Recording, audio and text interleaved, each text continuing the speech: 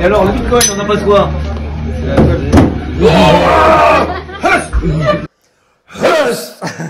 Bonjour à vous. Ah super, comment ça va? Mais bien.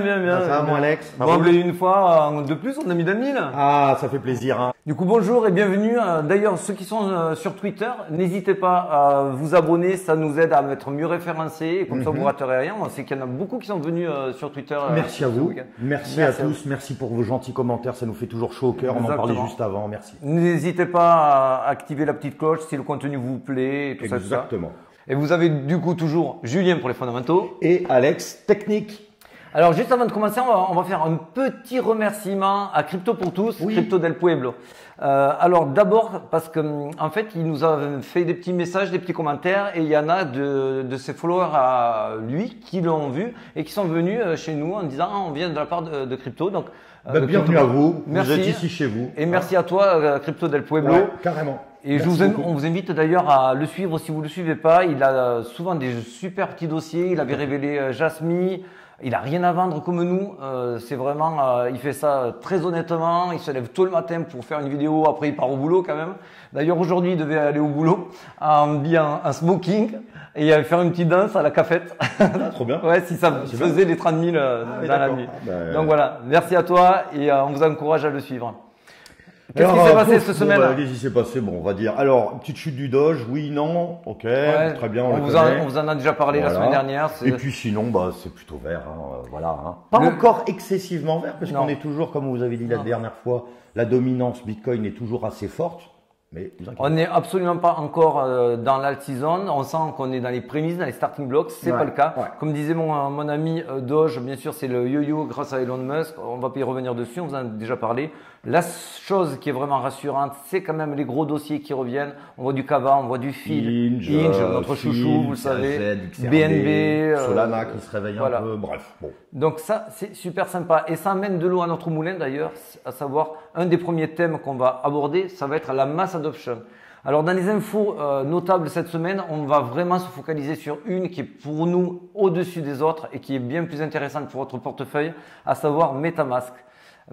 Et comme ma chérie dit, mets ton masque. Bon, excusez-nous pour la blague, mais elle adore ça. C'est un petit renard. Non, mais c'est vrai qu'en tout cas, MetaMask fait une petite révolution. On va pouvoir acheter des cryptos directement depuis son portefeuille MetaMask. Qui est Exactement. On a un onglet achat maintenant si vous l'avez pas votre wallet MetaMask.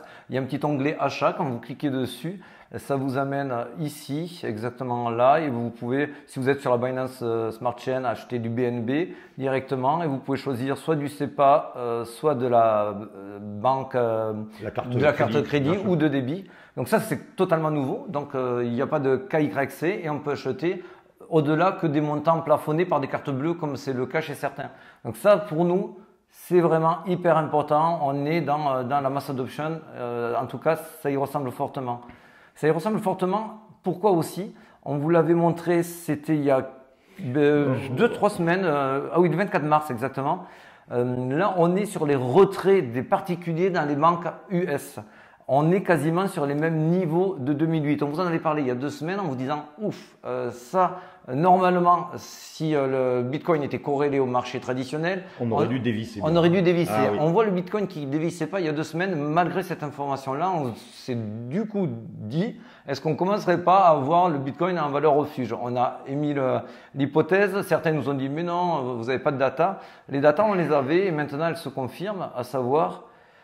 par exemple, alors il n'est même pas à jour, tu m'as dit. Il n'est même pas à jour, je crois. Hein, vous allez nous dire dans les commentaires, mais il me semble que Bitcoin vient de dépasser Tesla en capitalisation boursière, ce qui est juste dingue. Donc c'est en train d'affluer vraiment. Et puis il est entouré, il vient de doubler Meta. Enfin, c'est pas n'importe qui. Hein, c'est pas des l'info d'ailleurs, merci, c'est France Crypto. On te l'a pris à toi, donc merci à toi France Crypto. On le suit aussi. Il toujours des bonnes informations. On fait des ATH sur les nouvelles adresses. C'est bien ça.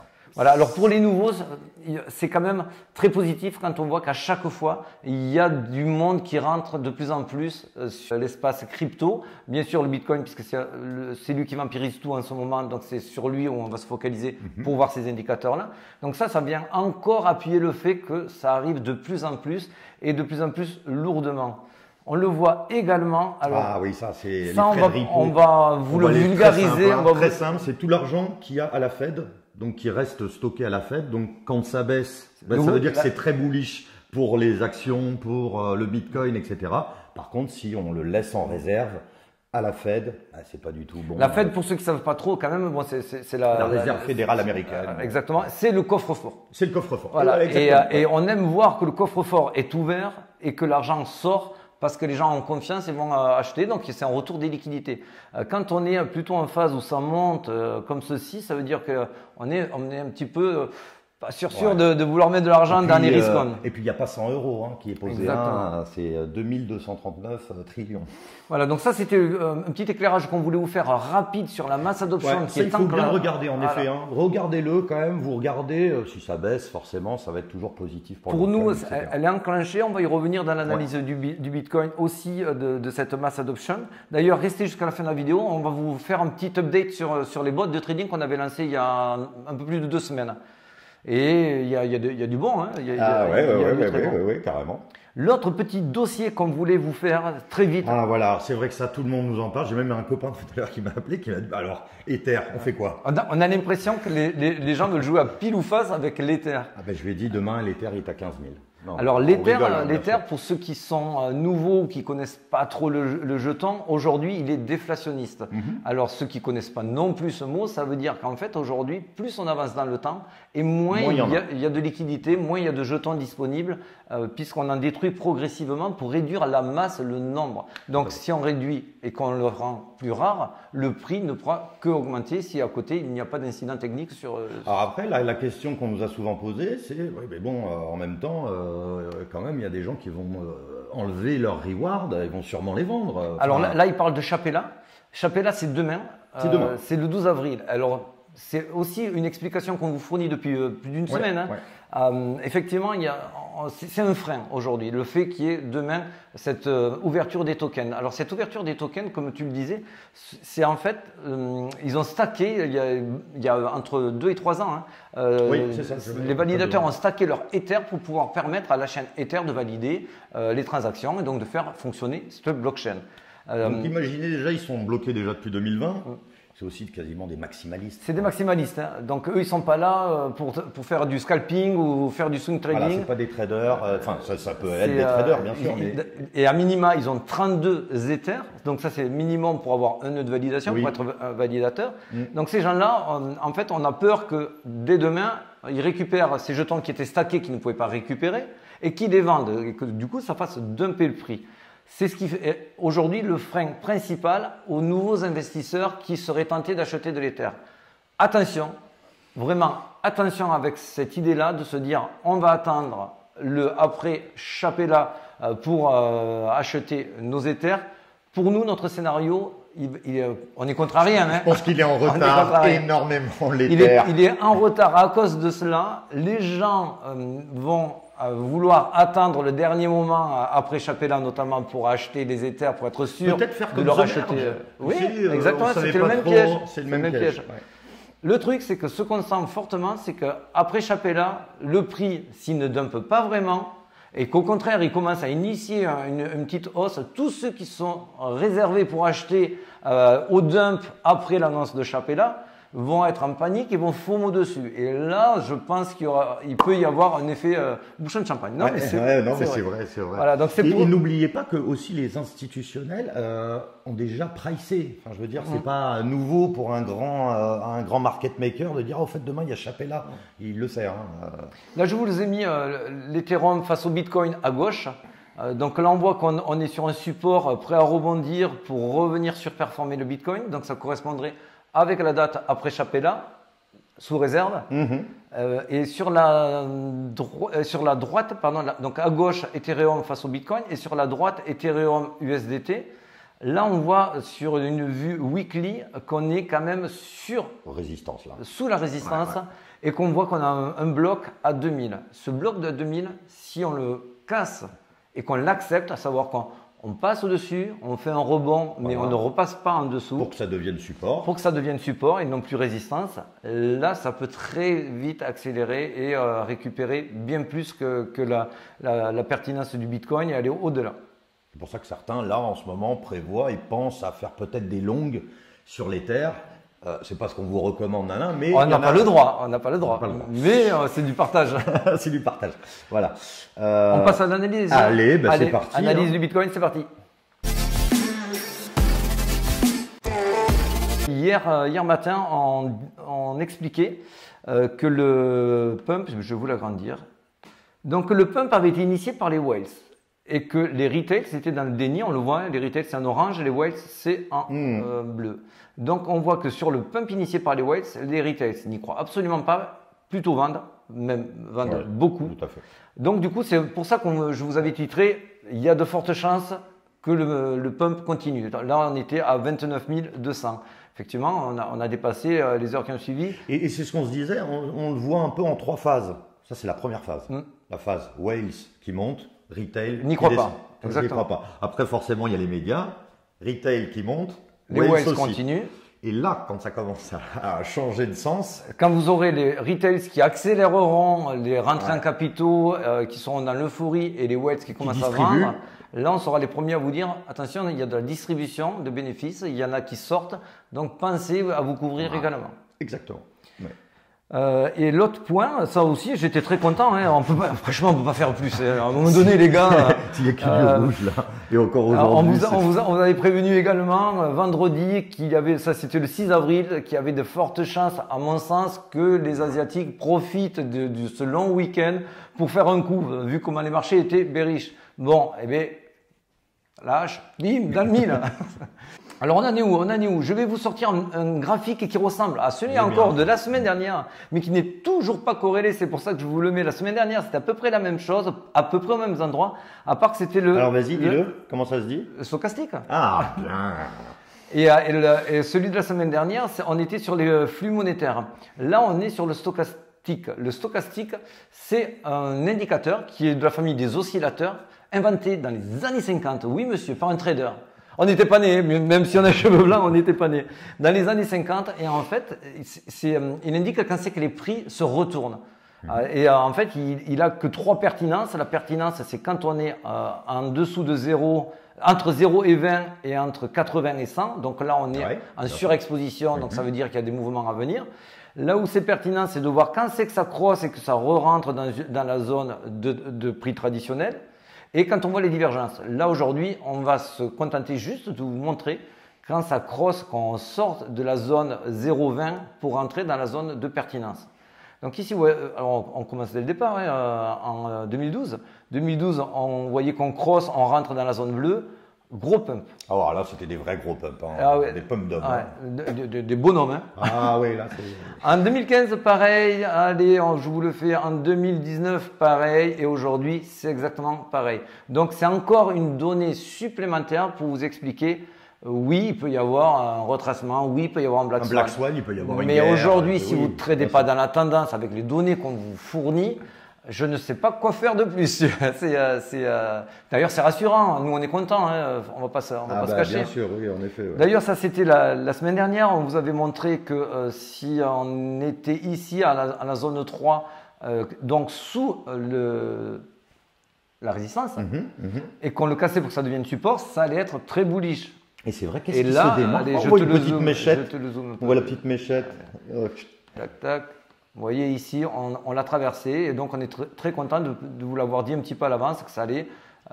Il y avait une forte probabilité. Ça, c'est important quand même. Hein. C'est le marché total des crypto-actifs. Donc, grosso modo, tout le monde, si forcément on commence à avoir des mèches et passer certains supports, enfin des résistances qui deviennent maintenant support, plutôt bullish. Hein. Non, mais ça, en plus, bon, moi, je suis pas Ishimoku, je suis pas. Ou les vagues d'Elliott. Mais bon, sur Ishimoku, il y a la Shiku qui vient de croiser la Tenkan et la Kijun. Donc, il y a des experts là-dessus. Ça, normalement, c'est annonciateur pour ceux qui font du Ishimoku de bull run. Si vous êtes elliotiste, on est en plein départ de vague 5. Bon, ok, alors si vous êtes chartiste, et c'est plutôt notre cas, bon, ben là on sort d'un superbe triangle descendant. On a eu le fameux retest, je vous avais mis le graphique la semaine dernière. Et là, les objectifs sont simples. Bien sûr, il peut y avoir des mini-retracements. Mais en tout cas, c'est vide. C'est vide. Il y a l'order book vide. On a souvent vu des murailles de Chine qui empêchent de passer Là, il n'y a rien. C'est-à-dire que c'est un petit peu du beurre. Hein. S'il y a quelqu'un qui veut rentrer fort, voilà. Il y a un collègue à nous aussi ce matin qui en parlait de la fameuse règle de Gann qui fait qu'on récupère la moitié de la chute en moitié moins de temps. Donc effectivement, vous voyez cette chute quand on était à 68 000 et quand on est descendu ici à 15 500, c'était environ, il a fallu une année. Et donc grosso modo de là à la moitié, donc c'est-à-dire fin mai, voilà. On arriverait à la moitié de la chute qui nous amène à 42 000. C'est exactement le même objectif qu'on a chez les chartistes, les mêmes objectifs chez les héliotistes et Ishimoku. Donc bon, on ne peut que être alors bien sûr, c'est pas au jour près. Hein. Vous dites pas, j'ai mis mon truc le 29, c'est bon. Ça veut dire que là, il est à 44. Ça peut être une semaine avant, une semaine après, bref. On est encore et toujours dans le déni au niveau des retails, donc on est encore et toujours dans une phase quand même assez haussière. Et puis les whales, ils continuent. Hein. Les whales continuent. Pourquoi je vous le redis, on vous a montré presque le même qui était un petit peu plus avancé ici. Parce qu'en fait, si vous intégrez le fait que les whales initient le mouvement et que les retails ne l'initient pas, ça veut dire qu'il y a très peu de FOMO. Pour qu'il y ait un fort retracement, il faut qu'il y ait beaucoup de FOMO. Parce que le FOMO, le retracement n'a que pour but de gommer les exagérations de marché. Si ça monte très fort, ça va redescendre pour retomber sur un prix médian, un prix qui correspond à la valeur. Exactement.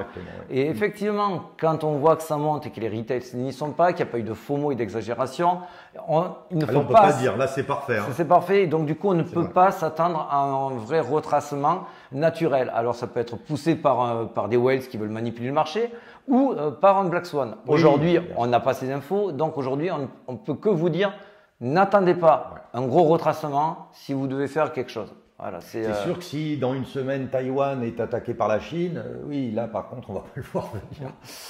Rappelez-vous, il y a pas si longtemps, on vous disait les 25 000, on est en haut ici. Donc après le décollage, on était sur les premières consolidations en haut. Vous pouvez regarder nos vidéos antérieures, vous le trouverez facilement. Et quand on est tombé à 20 000, on vous a dit ça, c'est pour nous le piège baissier, donc soyez rassurés. Et là, on est à 30 000. 30 000, on sait très bien que les médias vont commencer à en parler. On le voit d'ailleurs sur Twitter, que tout le monde dit « Ah, 30 000, ça va être le passage où tous les médias en parleront. » Je pense qu'en fait, ils attendent juste la donnée catalysante de demain dont on va parler tout à l'heure et surtout de voir que ça consolide au-dessus, bien au-dessus. Et là, on en parle.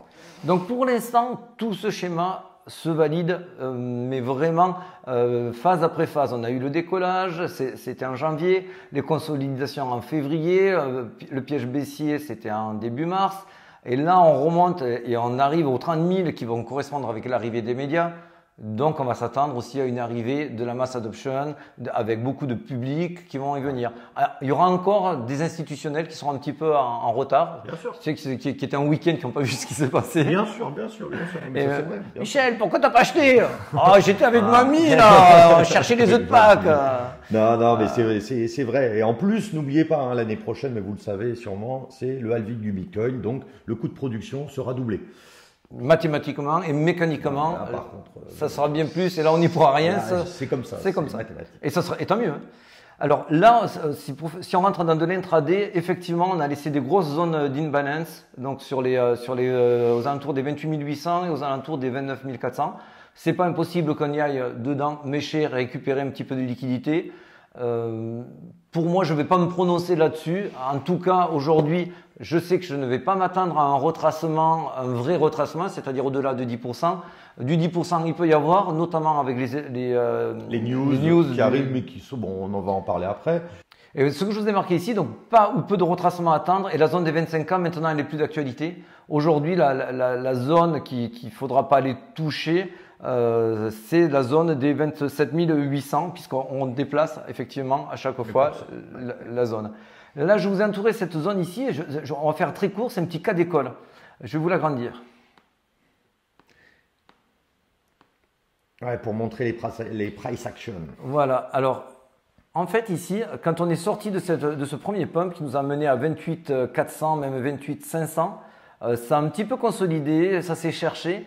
Et il y a eu vraiment un cas d'école, à savoir ici on a accumulé des personnes qui sont rentrées et qui ont fait des longues, ici. Donc qu'est-ce que le marché veut faire? Elle veut Avant de pumper exactement, on va chercher, on les squeeze, on leur fait les poches. On passe bien en dessous, en méchant juste en dessous pour vraiment faire sauter leur stop loss. Ici, bien sûr, il y avait une zone d'imbalance, elle a été comblée. Et il y avait un trou dans la value qui a été comblé également. Et juste après, ça pump. Donc là, on est sur du l'ICT Smart Concept. Vous voyez, il faut bien maîtriser les trois pour savoir un petit peu l'adapter.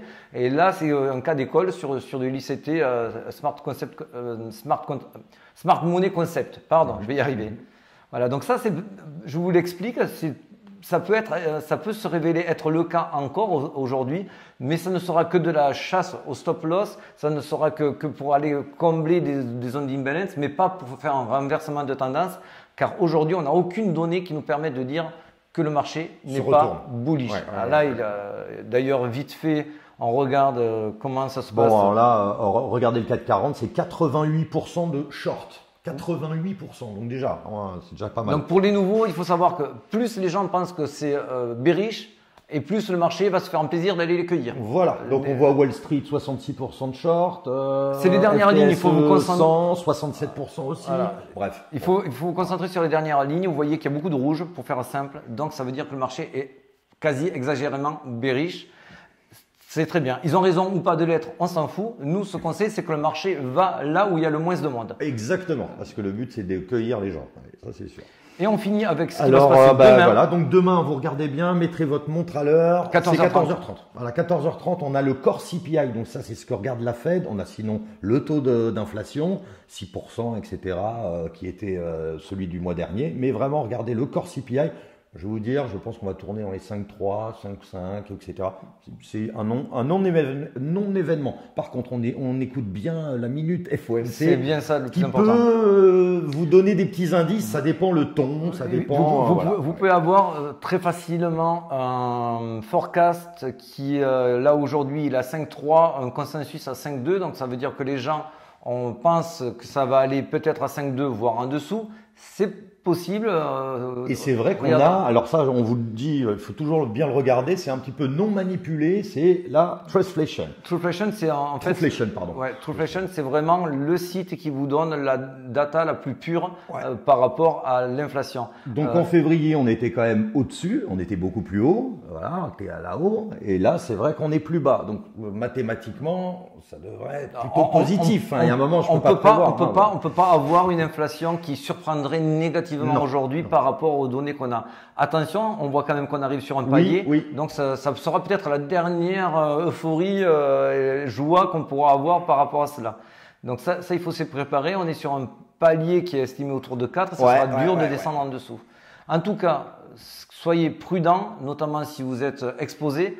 Parce qu'on n'oublie jamais que pendant ces périodes-là, bienvenue à la volatilité. Ah là, c'est la fête à la volatilité. Si vous aimez bien les grands mouvements, regardez vers 2 heures, là, ça va swinguer. Là, je vais vous donner encore un petit tips. Il y a de fortes chances qu'à 14h30, ça pump. Ah, toi, tu penses? Ah oui, ça pump parce que je pense qu'on va être soit dans le consensus, soit légèrement en dessous.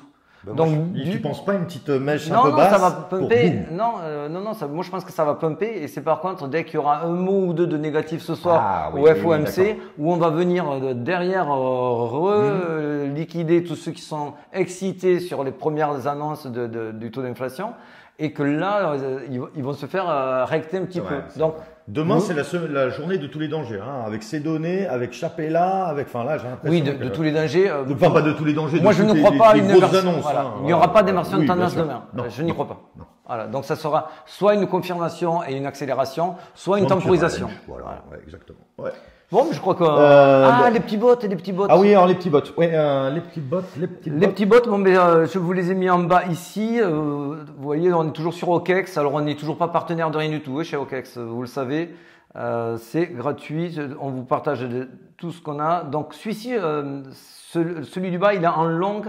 Il me fait 11%, on est à 227 pour 2000 et il a un peu moins de 3 semaines, il a 2 semaines et demie, donc c'est correct.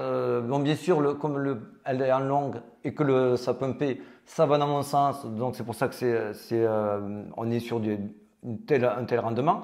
En revanche, celui que j'ai mis en neutre, lui, il galère un petit peu plus. On est qu'à Ouais, parce que 2,70. c'était sur un range là, c'était ce fameux bot neutre. Voilà, le bon neutre qui lui a besoin de beaucoup de volatilité dans les deux sens, aller taper des bornes du range pour vraiment qu'il donne la pleine mesure de ce qu'il est capable de faire. Aujourd'hui, c'est pas le cas, c'est soit on monte, on consolide, soit on monte, on consolide, et c'est pas la meilleure formule pour qu'il lui fonctionne au mieux.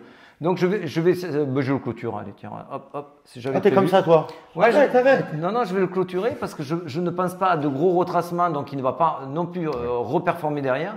Et je vais en ouvrir un autre, si ça vous intéresse. Je vous le montrerai semaine prochaine, où je vais lui mettre une petite fenêtre de range entre 30 et 32 000 ou 29 et 32 000, avec une dizaine de grilles pour qu'il soit concentré. D'accord, tu repars sur un nouveau range. Ouais, et ça sera un long, ouais. D'accord.